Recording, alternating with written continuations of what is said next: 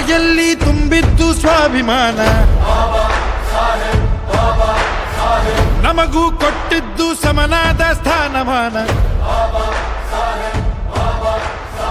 ನಾವು ಎಲ್ಲರಂತೆ ಬಾಳೋ ಜಾಗ ಮಾಡಿಕೊಟ್ಟರು ನಮ್ಮ ಹಕ್ಕುಗಳ ಒಳ್ಳೆ ಬೆಳವಣಿಗೆ ಈ ದೇಶದಲ್ಲ ಇಡೀ ಪ್ರಪಂಚದಲ್ಲಿ ಆಗ್ತಿದೆ. ಯಾಕಂದ್ರೆ ಬಾಬಾ ಸಾಹೇಬ್ ಅಂಬೇಡ್ಕರ್ ಅವರು ಒಂದು ಜಾತಿಗೆ ಸೀಮಿತ ಇಲ್ಲ, ಒಂದು ಧರ್ಮಕ್ಕೆ ಸೀಮಿತ ಇಲ್ಲ.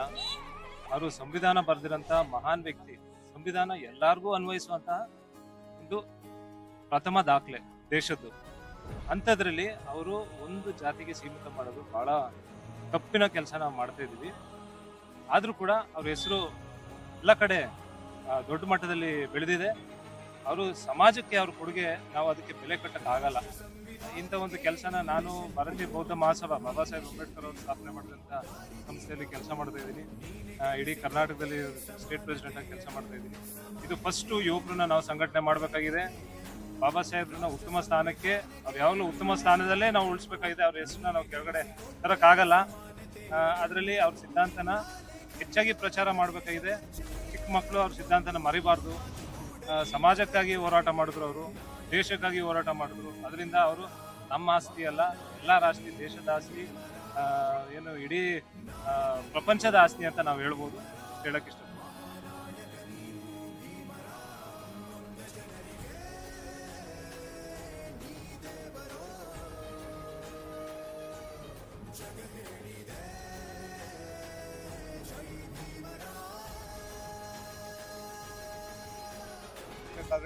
ಬಾಬಾ ಸಾಹೇಬ್ ಅಂಬೇಡ್ಕರ್ ಅವರನ್ನ ನೆನಪಾಗಿ ನಾವು ಜಯಂತಿಯನ್ನು ಈ ದಿನ 135ನೇ ಜಯಂತಿಯನ್ನು ನಾವು ಆಚರಿಸ್ಕೊ ಬರ್ತಾ ಇದ್ದೀವಿ.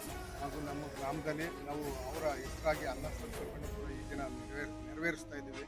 ನಾವು ಅಂಬೇಡ್ಕರ್ ಕೊಟ್ಟಂಥ ಕೊಡುಗೆಯನ್ನು ನಾವು ಮರಿಕೆ ಆಗುವುದಿಲ್ಲ. ಅವರು ಈಗಿನ ರಾಜಕೀಯ ವ್ಯಕ್ತಿಗಳು ಒಳ ಮೀಸಲಾತಿ ಸೃಷ್ಟಿ ಮಾಡಿ ನಮ್ಗೆ ಭಾಳ ಅನ್ಯಾಯ ಮಾಡ್ತಾರೆ. ಅಂಬೇಡ್ಕರ್ ಅವರು ತಮ್ಮ ಬಾಲ್ಯ ಜೀವನದಲ್ಲಿ ತುಳಿತಕ್ಕೆ ಮತ್ತು ಶೋಷಣೆಗೆ ಒಳಗಾಗಿ ಆ ತುಳಿತ ಮತ್ತು ಶೋಷಣೆಯ ವಿರುದ್ಧ ಅವರು ತಮ್ಮ ಬಾಲ್ಯದಿಂದಲೇ ಹೋರಾಟ ಶುರು ಮಾಡಿ ಒಂದು ಪ್ರಬಲವಾದ ವರ್ಗದಿಂದ ಹಿಡಿದು ಒಂದು ಅತಿ ಕಡು ಬಡತನ ಕುಟುಂಬದವರೆಗೂ ಏನು ಸರ್ಕಾರ ಮಟ್ಟದಲ್ಲಿ ಸಿಗಬೇಕು ಎನ್ನುವುದ್ರ ಬಗ್ಗೆ ಯೋಚನೆ ಮಾಡಿ ವಿಶ್ವದಲ್ಲೇ ಯಾರೂ ಮಾಡದೇ ಇರುವಂಥ ವಿದ್ಯಾಭ್ಯಾಸನ ಮಾಡಿ ಅವರು ವಿಶ್ವಮಾನವರಾಗಿ ಅವರು ತಂದಿರುವಂಥ ಕಾನೂನಿನಲ್ಲಿ ಸಂವಿಧಾನದಲ್ಲಿ ಮಹಿಳೆಯರಿಗೆ ಮತದಾನದ ಹಕ್ಕು, ಶಿಕ್ಷಣದ ಹಕ್ಕು, ಮೂಲಭೂತ ಸೌಕರ್ಯಗಳ ಹಕ್ಕು ಎಲ್ಲವನ್ನು ತಪ್ಪಿಸುವ ನಿಟ್ಟಿನಲ್ಲಿ ಸಂವಿಧಾನ ರಚನೆ ಮಾಡಿ ಅವರು ಇವತ್ತು ಅವರು ನನ್ನ ಹೆಸರು ಜಶ್ವಂತ್ ಅಂತ, ನಾನು BEd ಮಾಡ್ತಾ ಇದ್ದೀನಿ. ಒಂದು ಬ್ಯಾಚುಲರ್. ನಾವು ಪ್ರಮುಖವಾಗಿ ಅಂಬೇಡ್ಕರ್ ಬಗ್ಗೆ ತಿಳ್ಕೊಬೇಕಾಗಿರೋದು 3 ತತ್ವಗಳಿದೆ: ಶಿಕ್ಷಣ, ಸಂಘಟನೆ, ಹೋರಾಟ. ಇದನ್ನ ನಾವು ಮೊದಲು ಅಳವಡಿಸ್ಕೊಂಡ್ರೆ ದೇಶನ ಅಭಿವೃದ್ಧಿ ಮಾಡ್ಬೋದು. ಈಗ ಇಂಡಿಯಾದಲ್ಲಿ IPC ಸೆಕ್ಷನ್ ಅಂತಿದೆ. ಅದನ್ನ ಬರೀ ಇಂಡಿಯಾ ಮಾತ್ರ ಅಳವಡಿಸ್ಕೊಂಡಿಲ್ಲ, ಸುತ್ತಮುತ್ತ ಪ್ರಪಂಚ ಅಳವಡಿಸ್ಕೊಂಡಿದೆ. IPC ಸೆಕ್ಷನ್ ಅಂದ್ರೆ ಇಂಡಿಯನ್ ಪಿನಲ್ ಕೋಡ್ ಅಂತ. ಅದನ್ನ ತಂದವ್ರು ಯಾರು? ಡಾಕ್ಟರ್ ಬಾಬಾ ಸಾಹೇಬ್ ಅಂಬೇಡ್ಕರ್ ಅವರು. ಈ ದಿನದಲ್ಲಿ ನಾವೇನ್ ಮಾಡ್ತಾ ಇದೀವಿ ಅಂದ್ರೆ ಶೋಷಣೆಗೆ ಒಳಗಾಗ್ತಾ ಇದೀವಿ. ಶೋಷಣೆಗೆ ಒಳಗಾಗ್ತಿದ್ರು, ಜಾಸ್ತಿ ಒಳಗಾಗ್ತಿರೋ ದಲಿತರು. ಆ ದಲಿತರು ನಾವೇನ್ ಮಾಡ್ತಾ ಇದೀವಿ, ಈಗ ನಮ್ಮ ಮನೆ ಪಕ್ಕ ನೋಡ್ತಾ ಇದೀವಿ. ನಮ್ಮ ದೇಶದಲ್ಲಿ ಕತ್ಲು ಕವಿದೆ ಇದೆ ಹೊರತು ಬೇರೆ ದೇಶದಲ್ಲಿ ಅಂಬೇಡ್ಕರ್ನ ಒಂದು ಉನ್ನತ ಸ್ಥಾನದಲ್ಲಿ ನೋಡ್ತಾ ಇದ್ದೀವಿ. ಅದೇ ರೀತಿ ನಾವು ಅಮೆರಿಕ ದೇಶ ಪ್ರಪಂಚದಲ್ಲಿ ಬಲಿಷ್ಠ ರಾಷ್ಟ್ರ ಅಥವಾ ಮುಂದುವರೆದ ರಾಷ್ಟ್ರ ಅಂತ ಅಮೆರಿಕನ್ ನಾವು ಕರೀತಾ ಇದ್ದೀವಿ. ಆದ್ರೆ ಅವ್ರು ಅಳವಡಿಸ್ಕೊಂಡಿರೋ ಅಂಬೇಡ್ಕರ್ ತತ್ವಗಳನ್ನ ನಾವು ಸಹ ಇನ್ನೂ ಅಳವಡಿಸ್ಕೊಳ್ಳೋಕೆ ಸಾಧ್ಯ ಆಗ್ತಾ ಇಲ್ಲ. ಯಾಕೆ ಆಗ್ತಾ ಇಲ್ಲ ಅಂತಂದ್ರೆ ಅವ್ರು ಹೇಳಿರೋದನ್ನ ನಾವು ಪಾಲನೆ ಮಾಡ್ತಾ ಇಲ್ಲ.